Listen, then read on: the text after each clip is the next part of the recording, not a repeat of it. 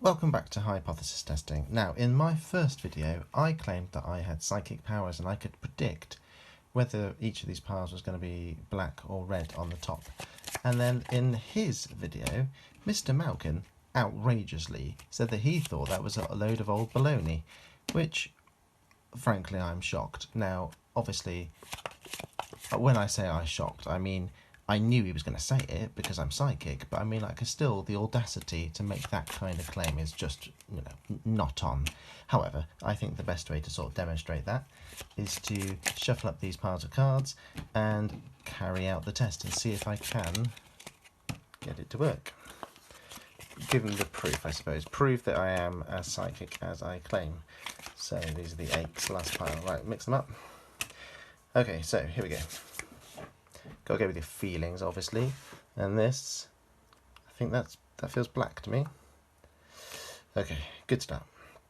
So one of the things that people fall into is that it doesn't matter what that was. This is independent. So I think it doesn't matter that one was black, but I do think this one is red. It feels red. Okay, good. Getting a fairly strong red feeling here as well. Let's go red again. Yeah, nice. And again, you see, like, people would go black, red. Red's probably black, isn't it? But that's not important. So I think that's red as well. Yeah, good. So this will be the 5s down here. Let's see, 5s. So it feels red again. It feels red, I think. Okay. All right. Just got to get back in the zone, I suppose. Red. Yeah. But, no, okay, I was going to say black. I think it is black. Let's go black. First instincts. Nice. And then 4 red, 3 black. But I think that's a trap. Half would be. I think it's red. It's red. Let's go red. Okay, nice. So I got, that one was wrong, but I got 7 there, 7 out of 8. Let's go and look at how that works with the hypothesis testing side of things. So this is the setup that Mr. Malkin did. Null hypothesis is that I'm not psychic. There's nothing special going on. The chance of me getting it right is just 0.5. I mean, deep down in my heart, I know that's utter nonsense, but for the sake of doing a mathematical statistical test, and the alternative hypothesis would then be that the probability of me guessing correct is actually bigger than 0.5. There's something going on. And x is the number of successful predictions, and that's binomially distributed with 8 trials. And, well, we don't know the probability for sure. If we knew it, there'd be no point in doing the test in the first place. We're looking to find the probability of getting a certain number correct or more we want that to be less than something small, then we've gone with a 5% significance level here. So something that would only happen less than 5% of the time if it was down to chance based on the null hypothesis. So Mr. Malkin showed you how to use the calculator and the tables to get these numbers here. So 5 or less, 6 or less, 7 or less, 8 or less. But those aren't really what we want. So your next step is to go, well, actually we want the things where it's more than that. So 6 or more, 7 or more, 8 or more. And we found that the first one with a less than 5% chance was 7 or more. So greater than or equal to 7. If I get 7 or more correct, there is evidence to say that I am psychic. Again, I knew that, and I was. So the critical region is values of x greater than or equal to 7. So if we get a score that comes into here, then there's evidence to say I am psychic. And a critical value, so that's just one thing that wasn't mentioned. The critical value is the first one that kind of gets into the critical region. So the cutoff point, if you will, 7 is the critical value.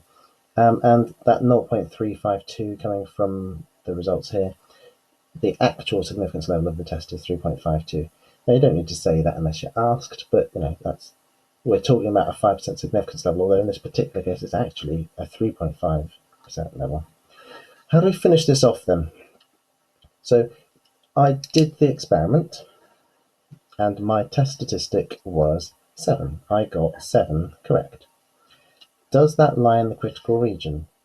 Yes, it does. The critical region is 7 or more. Well, 7 is in that, so that's a good thing. Let's just show you how you write it down there. This is a bit that people really struggle with a lot. So start off with something like the test statistic, statement of fact, the test statistic is in the critical region.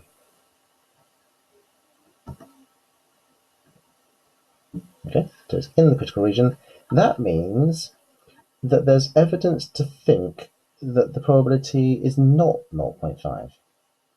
So we've got enough evidence to say that we're going to reject this. So we reject the idea that the probability was 0.5.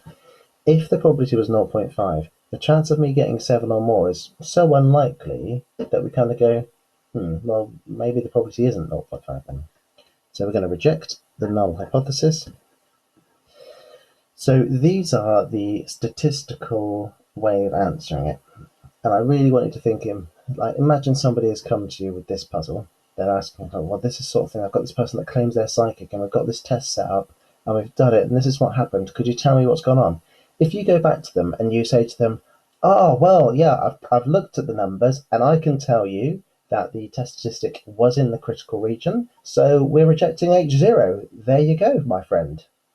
That's no help. Like, if they knew what all of that meant, they wouldn't be coming to you for help. They know how to do it. So you can't give that as your answer. What you need to be then saying is, what does that mean in this context? All right. So the test statistics in the critical region, we reject H0. There is evidence at the 5% level. So use the significance level, unless you're specifically told to use the actual significance level. So there is evidence at the 5% level to say the probability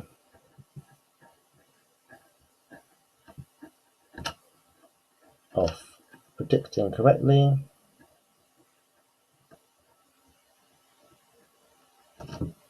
is greater than 0.5. As I did that, I thought to myself, I really should write the words greater than here, but okay, I'll let myself off. Again, this part's really hard.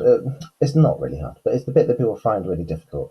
So there will be one later on focusing mostly on the actual mark schemes. How do you get the marks here? What do you need to do in the middle? And what are you expected to write here to make sure you get the marks? Okay, let's see if there's another scenario coming up that I could talk about.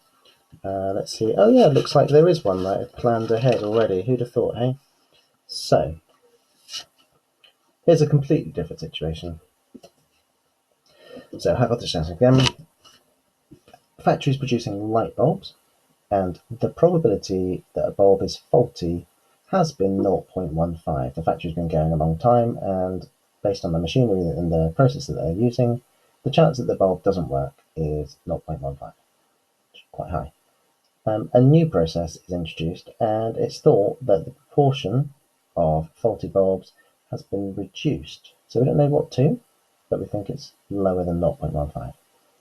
A sample of 50 bulbs are tested, and 3 of them are found to be faulty.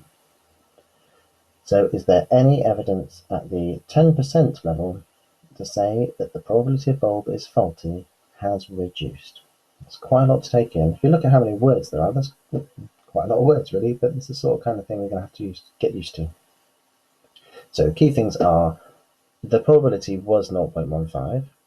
Something's happened to make us think that it's going down, and it's really important that we think it's going down. We're not saying we think it's just changed. We don't know if it's gone down or up. We're just saying it's gone down. Something called a one-tailed test, although we'll touch on that later on. 50 bulbs, 3 were faulty, and 10% significance level. Just going through anything about keywords, that's your probability. It's been reduced, so there's your alternative hypothesis. Sample size of 50, so n is 50, test statistic is 3, and significance level of 10. So Let's see what we've got here. You'll notice that even though Mr. Malkin was wrong about my psychic powers, he was right in thinking that laying it out correctly is a good idea. So, your null hypothesis, the probability is 0.15. And the alternative hypothesis, well, the alternative would be that in this scenario, the probability is less than, because we want to know if it's reduced. So x is the number of faulty bulbs, and it's distributed binomially with a sample size of 50, and a probability, again, we don't know the probability. If we knew what it was, we wouldn't be doing the test. Significance level was straightforward, it was told to us. And the test statistic is 3. So I'm going to do this one slightly differently.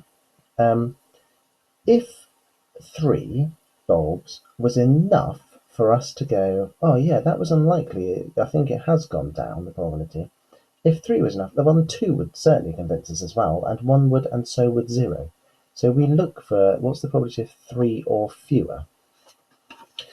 So, what is the probability that 3 or fewer bulbs would be faulty if we think the probability is 0.15?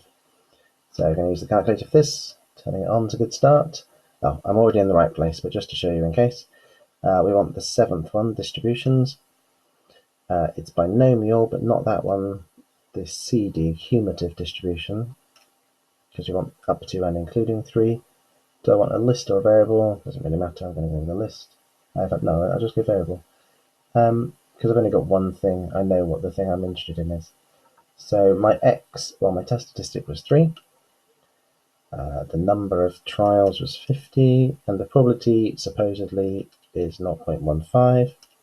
What is the chance of that happening? You just press equals once more, and that comes out as 0.46. Let's go with 0.5 will do. So the probability of getting 3 bulbs or fewer faulty, if the probability really is 0.15, is only 0.4605. And doing it this way, we now have to compare that to the significance level. So this is a slightly obvious statement, but 10% is equal to 0.1. And that's a lot higher than I was expecting. Let me just double check that one more time. Good, that's all right. There's an extra sneaky note there. 0.04. It's all right. Nobody will ever know. Nobody's going to watch this video anyway. 0.04605. Let's try that again. So now we compare the significance level with the test value, or the value that we got here. So 0.04605 is less than the test significance level. So it's less than 10%. So this is a sort of the equivalent of that statement about, is it in the critical region? Well, we were looking for things that had a probability of less than 10%, and this does. It has about 4.5–5%-ish chance. So this is unlikely. If the probability is 0.15, this is pretty unlikely. So again here, we've got evidence to reject the null hypothesis. Because this was so unlikely, we can reject the null hypothesis. And then again, you can't just give that as your answer. That's not useful to people that don't know what they're talking about. So what is the context? So we need to be talking about the number of faulty bulbs and whether the probability of them being faulty has gone down or not. So reject H0. There is evidence at the 10% level to say that the probability of a bulb being faulty